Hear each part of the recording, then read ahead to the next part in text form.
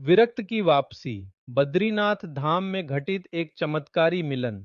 सन 1991 की बात है। उत्तराखंड के चमोली जिले के एक छोटे से गांव पांडवपुर में एक वृद्ध सन्यासी हर साल बद्रीनाथ धाम की यात्रा करता था। उसका नाम था बाबा वेणुकानंद। कोई नहीं जानता था कि वह कौन थे, कहाँ से आए थे। न उनका कोई शिष्य था, न कोई संगी। उनका चेहरा तेजस्वी था और आंखों में वैराग्य की गहराई।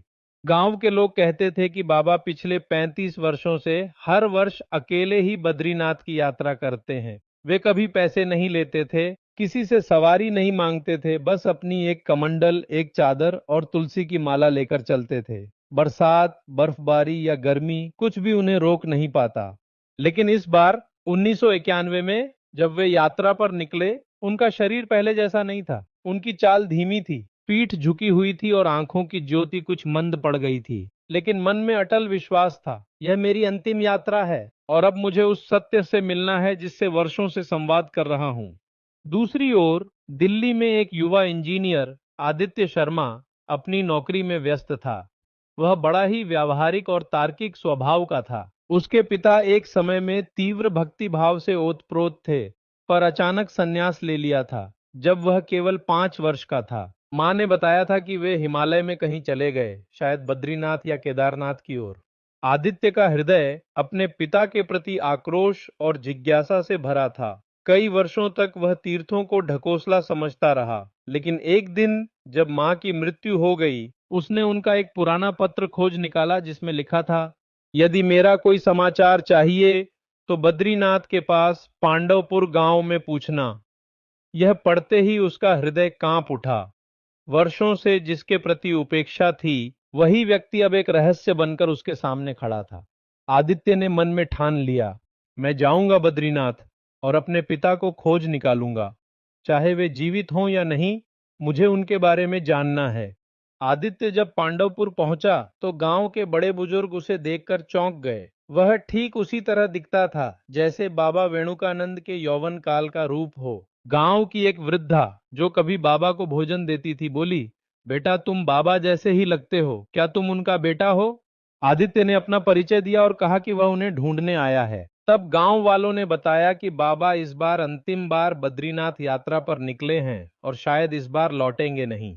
गांव वालों ने यह भी बताया कि बाबा हर बार मंदिर में अकेले एक जगह बैठते हैं और एक विशेष प्रार्थना करते हैं, हे बद्री विशाल, मेरे पुत्र को मेरे इस विरक्त जीवन का कारण बताना और उसे मेरी आत्मा का स्पर्श देना। यह सुनकर आदित्य का मन रो उठा। वह बद्रीनाथ के लिए निकल पड़ा, उस पहाड़ी यात्रा पर जिसमें मन और शरीर दोनों की परीक्षा होती है। 3 दिन की कठिन यात्रा के बाद आदित्य बद्रीनाथ मंदिर पहुंचा। वह थका, टूट चुका और भावुक था। जब उसने मंदिर के पीछे छोटी गुफा के पास एक वृद्ध साधु को देखा तो उसका दिल जोर से धड़कने लगा। वही चेहरा, वही आंखें जिसे वह वर्षों से अपनी कल्पना में देखता आया था। लेकिन बाबा की आंखें बंद थीं। वे समाधि में थे। मंदिर के पुजारी ने बताया, ये बाबा वेणुकानंद हैं। इन्होंने अभी 2 दिन पहले ही यहीं समाधि ली है। बोले थे, मेरा पुत्र आ रहा है, उसे बता देना कि बद्री विशाल ने दोनों को मिला दिया। आदित्य फूट फूट कर रो पड़ा। उसके सामने पिता की नश्वर देह थी, लेकिन आत्मा का स्पर्श हो चुका था। मंदिर की घंटियां बज उठीं, जैसे भगवान स्वयं इस पुनर्मिलन का स्वागत कर रहे हों। उसी क्षण मंदिर के पुजारी ने आदित्य को बाबा का आखिरी पत्र दिया। पुत्र, मैंने तुझे छोड़ा नहीं था। तेरे भविष्य को ईश्वर के मार्ग पर चलाने को विरक्त हुआ था। यह जीवन तुझे देना चाहता था, सच, समर्पण और आत्मज्ञान। अगर मेरी आत्मा तुझ में प्रवेश करे तो तू जीवन भर सत्य के लिए जिएगा।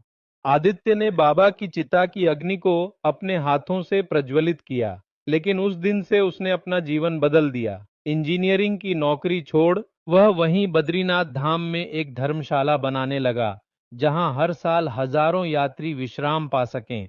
उसका नाम रखा गया वेणुकानंद सेवा धाम।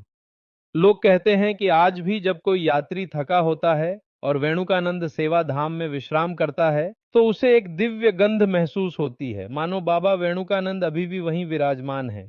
और आदित्य, अब लोग उसे बाबा आदित्यनंद कहते हैं। वह विरक्त नहीं, लेकिन विरक्त जीवन की विरासत का वाहक बन चुका है।